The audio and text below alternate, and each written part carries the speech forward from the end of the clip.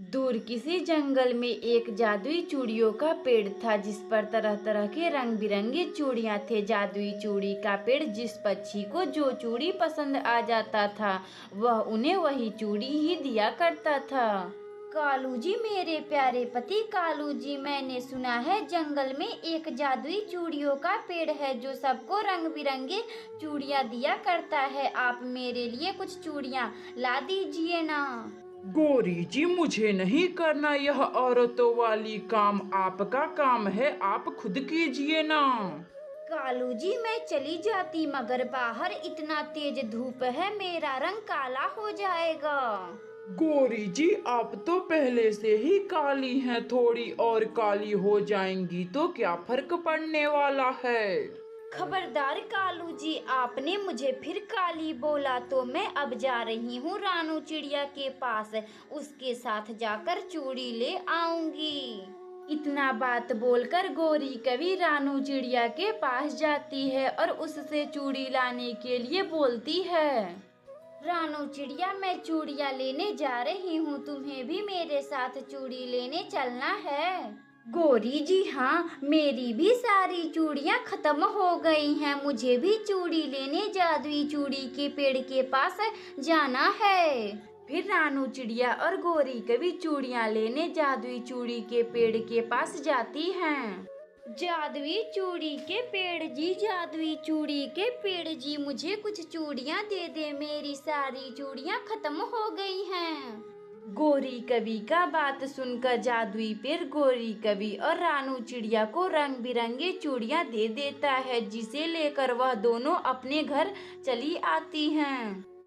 मम्मा मम्मा, जंगल के सरपंच ने अभी अभी घोषणा करवाया है कि आज बहुत जोरों शोरों से बारिश आने वाली है।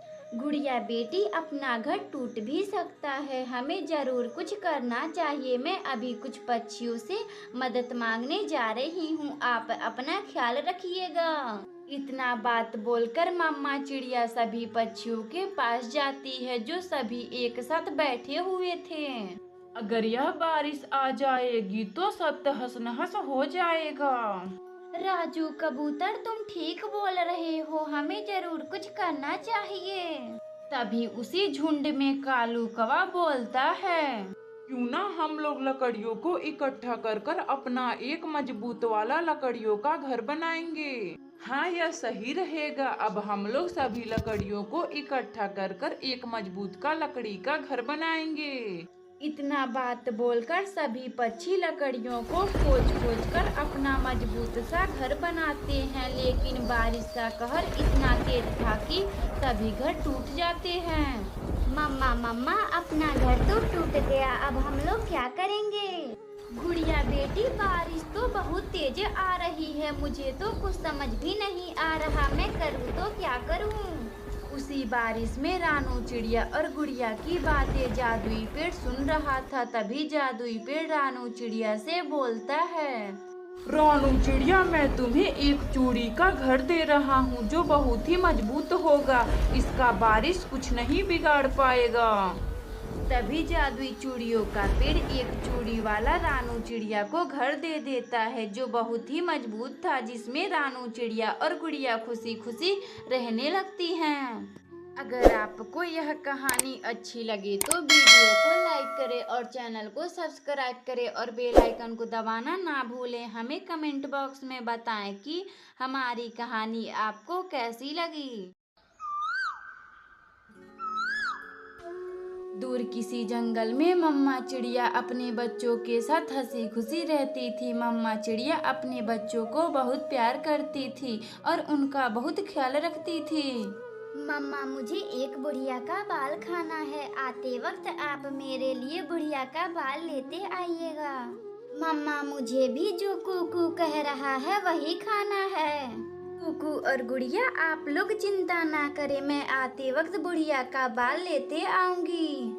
मम्मा चिड़िया के घर में कोई काम करने वाला ना था। बहुत पहले पापा चिड़िया का देहांत हो गया था। उस दिन से सारा भार मम्मा चिड़िया पर आ गया था। बच्चों, मैं अब काम पर जा रही हूँ, आप लोग अपना ख्याल रखिएगा और खिड़की के बाहर ना देखिएगा। मम्मा चिड़िया फिर काम करने उल्लू जमींदार के पास जाती है। गुड़िया दीदी, क्यों ना हम लोग फुटबॉल खेलते हैं, मम्मा भी नहीं है, हम घर में रहते रहते बोर हो रहे हैं। ठीक है कुकू मेरे भाई, चलो हम लोग बाहर फुटबॉल खेलते हैं। दोनों बच्चे फुटबॉल खेलने लगते हैं। उसी जंगल में एक दुष्ट कवि रहती थी जो पलक झपकते ही चोरी कर लिया करती थी। गौरी जी, बहुत दिन हो गए, हमने एक भी बच्चे अभी तक नहीं बेचे। कालू जी, हाँ, हम लोगों के डर से सभी पक्षी अपने बच्चों को अच्छे से ख्याल रख रहे हैं। गौरी जी, हाँ, आपके डर से सभी पक्षी अपने बच्चों का अच्छे से ख्याल रख रहे हैं। कालू जी, अब मैं चोरी करने रानू चिड़िया के घर जा रही हूँ। अभी कुछ हफ्ते पहले रानू चिड़िया ने अंडे दिए थे, अब उसके बच्चे काफी बड़े हो चुके होंगे। गौरी जी, हाँ, आप तो बहुत अच्छी बात बोली हैं, आप जाइए उन बच्चों को चुरा लीजिए। गौरी कवि फिर रानू चिड़िया के दरवाजे पर जाती है। कोई है घर में, कोई है, जंगल में बहुत बड़ा मेला लगा हुआ है। हमारी मम्मा बाहर गई हैं, ताला लगाकर हम नहीं आ सकते। ठीक है, तुम अपनी मम्मा से कल बोल देना कि वह ताला लगाकर नहीं जाएंगी। ठीक है, हम मम्मा से बोल देंगे। गौरी कवि फिर चली जाती है। शाम को जब मम्मा चिड़िया अपने घर आती है तो बच्चे मेले के बारे में पूछने लगते हैं। मम्मा मम्मा, यह मेला क्या होता है? गुड़िया और कुकू, मेला उसे कहते हैं जहाँ पर बहुत सारे लोग इकट्ठे होते हैं और वहाँ पर बहुत तरह तरह के खाने पीने वाले सामान भी बिकते हैं। गुड़िया और कुकू अपनी मम्मा का बात सुनकर बहुत खुश होते हैं। अगली सुबह जब मम्मा चिड़िया ताला लगाने जाती है तो दोनों बच्चे बोलते हैं, मम्मा मम्मा आप जाएं, आज ताला ना लगाएं। गुड़िया बेटी और कुकू, वह क्यों, अगर मैं दरवाजा ना बंद करूंगी तो आप लोग कहीं घूमने चले जाएंगे। मम्मा, हम और कुकू कहीं नहीं जाएंगे, हम लोग बस बाहर खेलेंगे। घर में रहते रहते हम लोग बोर होने लगते हैं। अच्छा ठीक है, आप लोग इतना बोल रहे हैं तो मैं दरवाजा आज नहीं बंद करूंगी। इतना बात बोलकर मम्मा चिड़िया बिना दरवाजा बंद किए उल्लू जमींदार जी के घर काम करने चली जाती है। मम्मा चिड़िया के जाने के बाद दोनों बच्चे बाहर बैठकर गौरी कवि का इंतजार करने लगते हैं। कुकू, आज हम मेला देखने चलेंगे।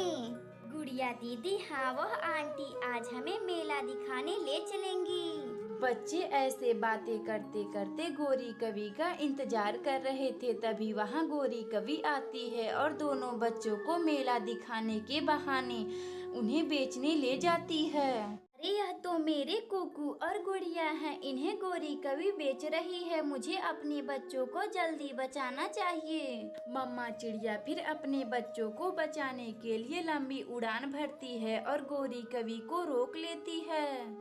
गौरी कवि, आप मेरे बच्चों को चुपके से बेच रही हैं, मगर मैं ऐसा नहीं होने दूंगी। रानू चिड़िया, मुझे माफ कर दे, मुझे नहीं पता था कि यह तुम्हारे बच्चे हैं। गौरी कवि फिर उदास होकर वहाँ से चली जाती है। मम्मा चिड़िया फिर अपने बच्चों को लेकर अपने घर आती है।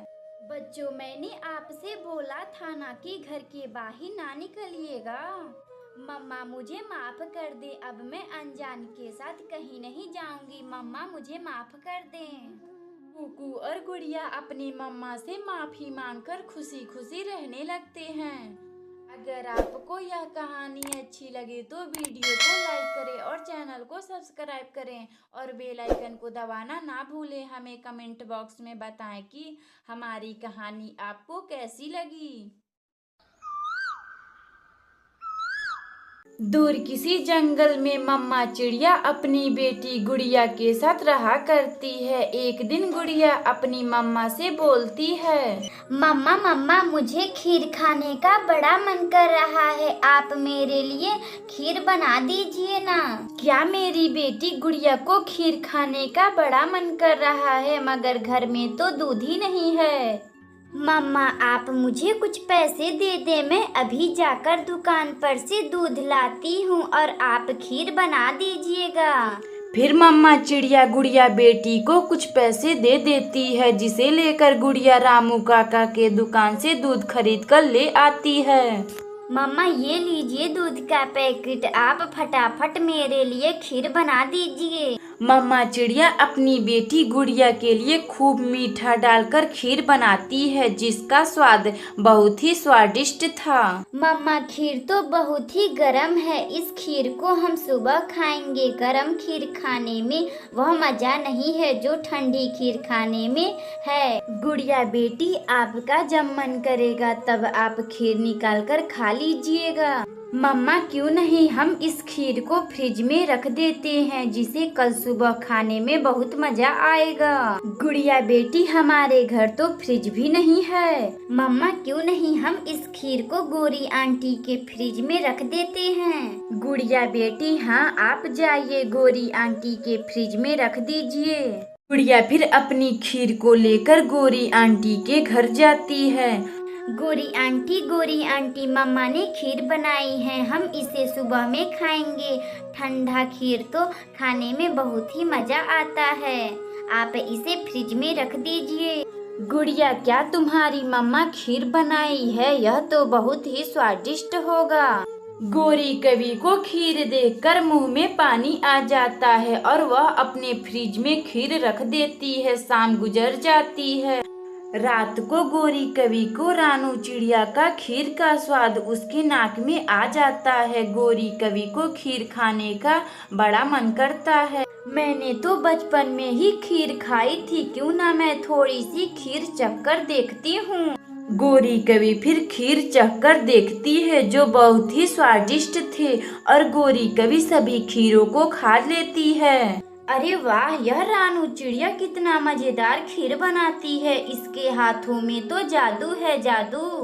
गोरी कवि सभी खीरों को खाकर सो जाती है। अगली सुबह गुड़िया अपनी मम्मा से बोलती है, मम्मा खीर ठंडी हो गई होगी, अब मैं जा रही हूँ गोरी आंटी के फ्रिज में से खीर लाने।